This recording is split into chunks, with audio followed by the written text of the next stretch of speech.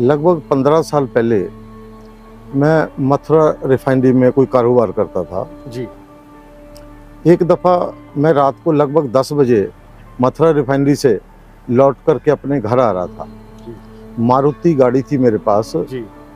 मेरे घर से लगभग 1 किलोमीटर पहले एक गौ माता लेफ्ट हैंड साइड से आई, जिसमें मेरी गाड़ी टकरा गई। हल्की हल्की बरसात थी। वो गाड़ी की टक्कर लग करके गाय एक तरफ चली गई और मेरा घर पास ही था, तो मैं 5-7 मिनट में अपने घर पहुंच गया। जी। घर जाकर के मैंने अपनी घटना अपने घर वालों को बताई, तो सब मेरा हाल जानने के लिए चिंतित हुए। तरह तरह की बात करने लगे, डॉक्टर की बात करने लगे, कुछ और करने लगे। मेरे मन में एक विचार आया,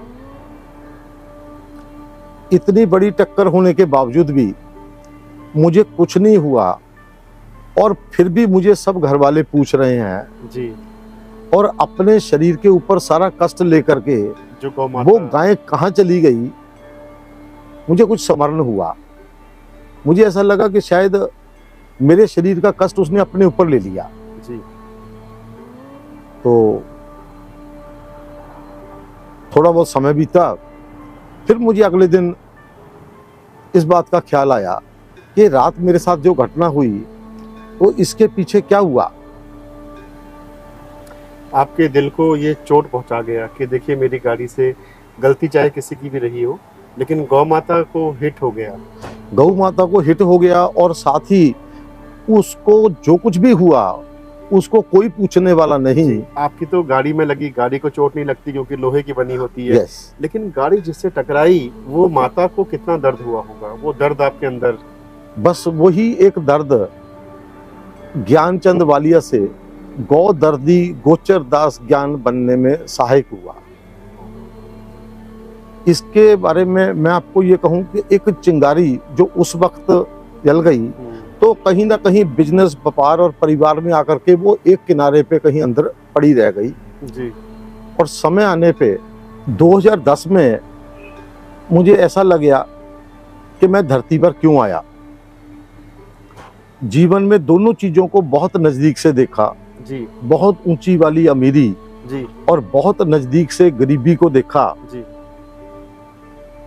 और 2010 तक दुनियावी वो सब वस्तुएं, सब संसाधन मेरे पास थे, तो मुझे लगा कि धरती पर आए हैं तो कुछ करना चाहिए। बिल्कुल। इस एक विचार ने मुझे मजबूर कर दिया कि क्या करें। मुझे ऐसा लगा कि इस धरती की दो चीजें बेचारी हो गई। जी। घरों में बैठे बुजुर्ग माता पिता और सड़कों पे घूमती गौ माता। जी। उसी क्षण मुझे जो पुरानी मेरा एक्सीडेंट वाला केस था वो मुझे याद आ गया। जी। बस वहां से मैंने अपने आप को ये सोचा कि इन दो चीजों के लिए कुछ करना चाहिए। 2010 में ये विचार आया, तो मैंने अपने शरीर से संबंध रखने वाले धर्मपत्नी, बच्चे या जो भी मेरे साथ संबंध रखने वाले थे, उन सबको अपने माइंड में फ्रीज कर लिया कि इनके प्रति मेरी ये जिम्मेवारी है। एक पत्नी के प्रति, एक बच्चे के प्रति, एक बेटे के प्रति, या जिस के प्रति मेरी जिम्मेवारी थी, उसको सांसारिक जिम्मेवारियों को मैंने अपने माइंड में फ्रीज कर लिया। जी। मुझे लगा कि उसके बाद भी मेरे पास काफी रुपया ऐसा है जो इनको इन जिम्मेवारियों में देने के बाद भी संख्या बढ़ेगी किसी चीज की और कुछ नहीं। जी। बस वहीं से एक सफर शुरू हो गया इन दो चीजों पे काम करने के लिए। जी। 2010 में लगभग 29 बीघे जमीन यहाँ माता पिता गौधाम के लिए ली गई। यहीं से सफर शुरू हुआ माता पिता गौधाम का।